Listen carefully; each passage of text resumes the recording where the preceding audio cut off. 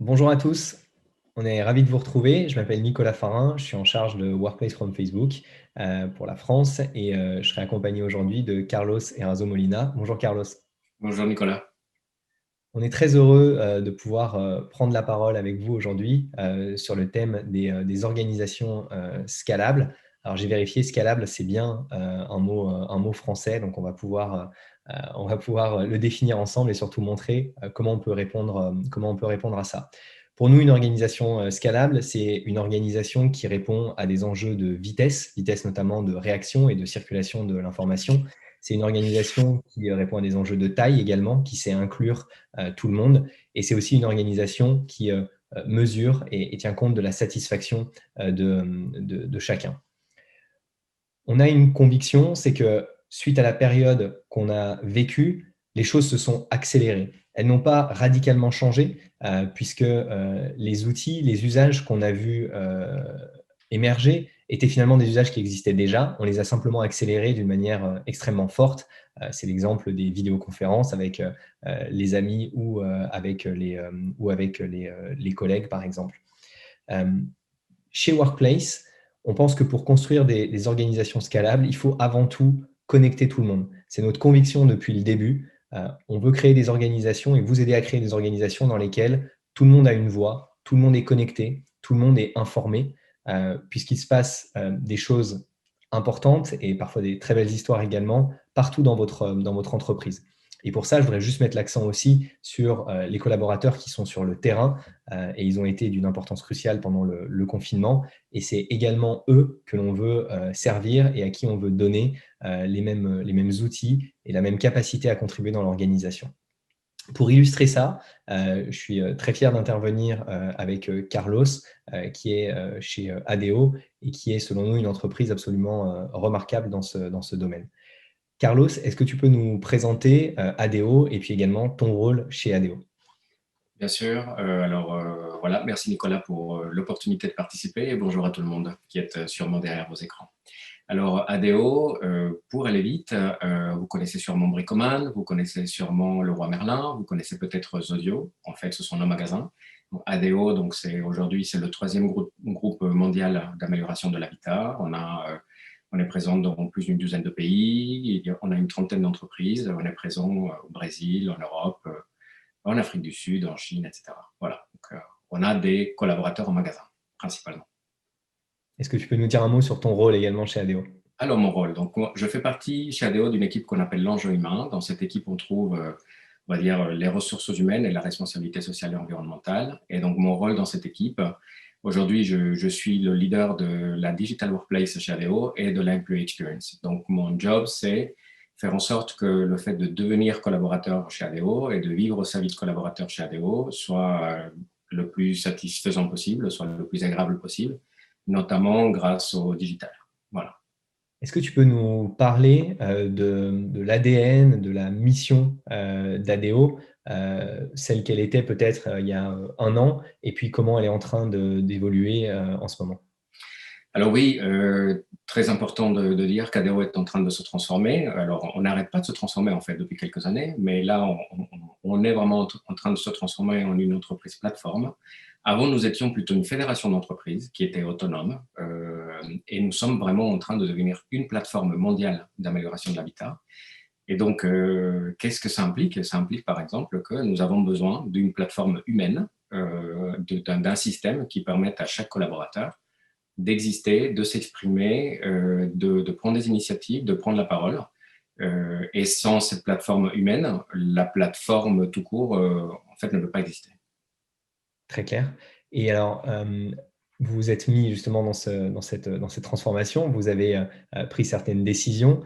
Comment est-ce que vous êtes passé de la vision à l'action et quelles sont les décisions et les actions que vous avez prises pour incarner cette transformation?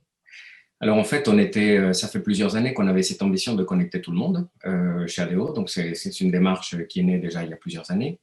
Mais là, il y a 2 ans, en fait, on a accéléré là-dessus. Et la manière qu'on a eue pour accélérer, c'est que on est allé réellement écouter les collaborateurs en magasin. On a fait une démarche d'exploration UX dans laquelle on est allé vraiment interviewer les collaborateurs en magasin en leur demandant comment est-ce qu'ils faisaient pour trouver quelqu'un, comment est-ce qu'ils faisaient pour trouver une information, comment est-ce qu'ils faisaient pour parler à quelqu'un, etc. Et on a capté un grand nombre de feedbacks plutôt négatifs, plutôt de frustration de la part des collaborateurs qui nous disaient que les outils qu'on leur mettait à disposition n'étaient plus alignés en fait avec leurs besoins. Donc ça a été un grand déclencheur d'une démarche qui nous a permis de renouveler nos outils. Très clair.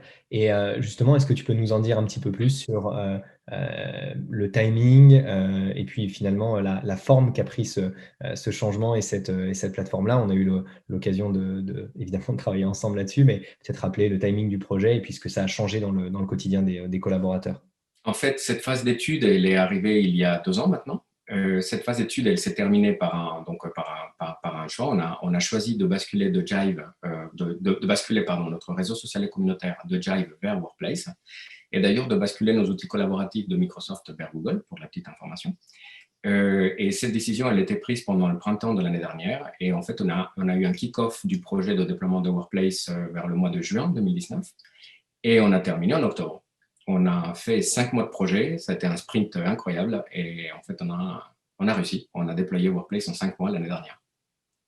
Alors, présenté comme ça a l'air facile. Je pense que vous avez eu notamment en interne, j'imagine, des résistances, des frictions. Quelles ont été justement les résistances qu'il a fallu réussir à surmonter? Alors, en fait, les résistances principales, elles étaient plutôt liées, je pense, à l'histoire et la culture d'entreprise, à la manière de travailler. Quand on présente un projet chez ADO qui doit se dérouler en 5 mois et qui doit concerner tout le monde, évidemment, tout le monde te regarde comme si tu étais un peu fou. Enfin, nous regarder, puisque je ne suis pas seul, hein, on a toute une équipe, là, nous regarder comme si on était fou. Donc, la première résistance, c'était est-ce qu'on sera capable de le faire? Est-ce que avec nos méthodes projet, avec nos façons de faire, est-ce qu'on sera capable de le faire? On a surmonté ça. Et puis, voilà, donc ça c'était vraiment la résistance principale, je pense, qu'on a eue. Top. Et maintenant, une fois qu'on est, parce que je crois qu'on va fêter bientôt les 1 an du lancement de Workplace chez ADO, donc vous avez un petit peu de recul. Qu'est-ce que tu peux nous dire en termes de belles histoires et puis également de résultats quantitatifs qu'il peut y avoir sur Workplace? Alors, en termes de belles histoires, Nicolas, c'était dur de choisir. Là, j'ai envie de partager avec vous 3. La première, c'est, je pense que vous savez tous, au mois de mars, donc, il y a eu des annonces de la part d'Emmanuel Macron concernant la crise du Covid et qui nous a annoncé qu'on rentrait dans une période très particulière. Et en fait, le lendemain de cette annonce, Thomas, qui est le directeur général de Leroy Merlin France, une entreprise qui comprend à peu près 26 000 collaborateurs aujourd'hui, a fait une annonce pour expliquer aux collaborateurs de Leroy Merlin qu'est-ce qui allait se passer, comment on allait s'organiser, quel serait notre challenge.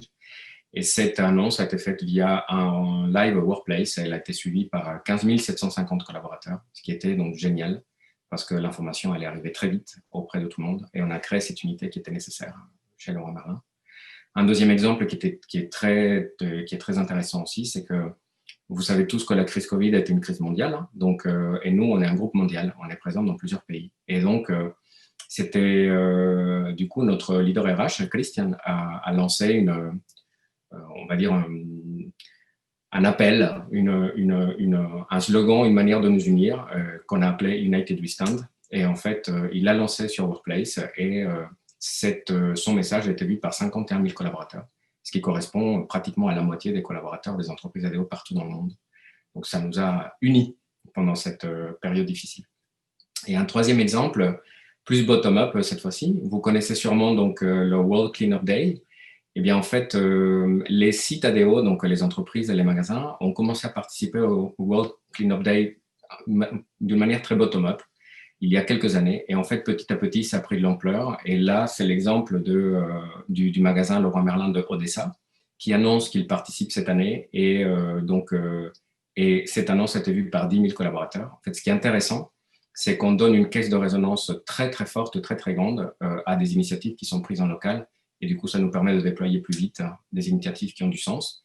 Et pour finir sur cette histoire, la participation d'ADO à cet événement-là, maintenant, fait partie de notre stratégie We Make It Positive. Top.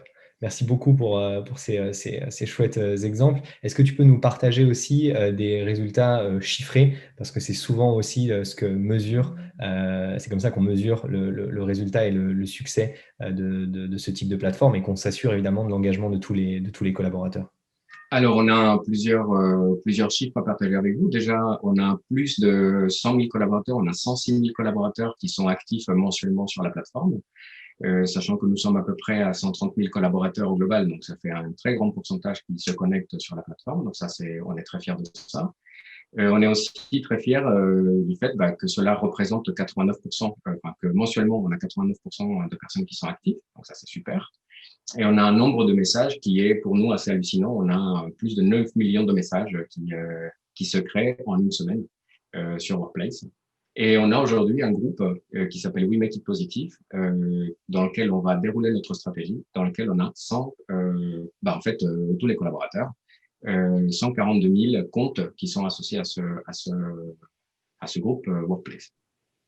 Top, c'est vraiment des résultats impressionnants, bravo. Si on doit maintenant se projeter sur l'avenir et avec des résultats comme ça, finalement, qu'est-ce que vous imaginez faire mieux chez ADO? Alors pour nous, évidemment, on est content de ce qu'on a fait jusqu'à aujourd'hui, mais on peut quand même faire mieux. Donc là, par exemple, vous voyez que le 7 octobre, il y a eu 29 890 personnes qui ont envoyé des messages. Et ben moi, j'ai envie de dire qu'on a eu que 29 890 personnes qui ont envoyé des messages. Mon rêve, ce serait qu'on multiplie ça par 2 ou par 3. Alors pourquoi? C'est pas parce que j'adore WordChat, ce qui est le cas, mais c'est pas pour ça. C'est que pour nous, envoyer des messages, c'est réellement être actif, prendre la parole, contribuer, discuter avec ses collègues. Et donc, je pense que l'un de nos plus grands challenges dans les mois qui viennent sur Workplace, ça va être ça. C'est voilà, faire en sorte que les gens adoptent massivement WordChat et prennent la parole. Super. Un grand merci, Carlos, pour ce retour d'expérience, mais également pour le partenariat qu'on a bâti ensemble. On est très fiers de servir ADO et surtout très fiers de servir chaque collaborateur sur le terrain pour permettre justement d'être une organisation scalable dans laquelle chacun a une voix, chacun est un acteur. Je crois que chez vous, c'est tous leaders, le motto, et on est très fiers de contribuer Absolument. à ça. Merci beaucoup. À bientôt. Merci, Nicolas.